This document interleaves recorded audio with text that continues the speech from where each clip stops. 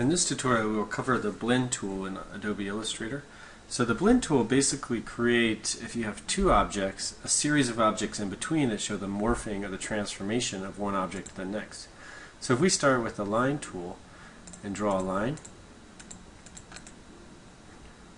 remember, select the black selection arrow there to finish your line. We can blend any number of properties. We'll blend not only the form of the line but also the color and the line weight. So if we want to, remember, always turn the fill off when using lines. We can choose one color, the first color. Let's just make this purple, and then let's draw a new line, and then let's make this new line black, and let's also change the thickness of that line. So let's make this line a 4-point line.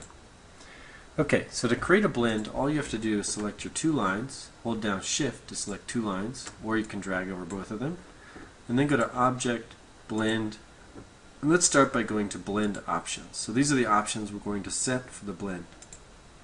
Let's start with specified steps. So steps will be the number of different intervals between line A and line B, and then you can choose the number of steps. So let's say we want to do 20 steps. Say OK. Then we want to go back to Object, Blend, and this time we want to make the blend. So you'll notice that it makes 20 steps between line A and line B, and it basically transforms from this line to this line over the course of this distance. If you want, you can always select the blend, which is now essentially a group, and go to Object, Blend, Blend Options, and then you can change the number of steps and even preview that change. So if you want to go to 30 steps now and preview that, you can see it'll always be updatable. So essentially, it's a parametric graphic. If you want to break this parametricism, so if you want to lose the blend options but actually manipulate or delete some of these intervals, you can always go to Object, Blend, and then Expand. Make sure there's also an Expand out here, but make sure when you're using a blend or a live paint or a live trace that you're always expanding from within the tool. So I'll go to Blend, Expand.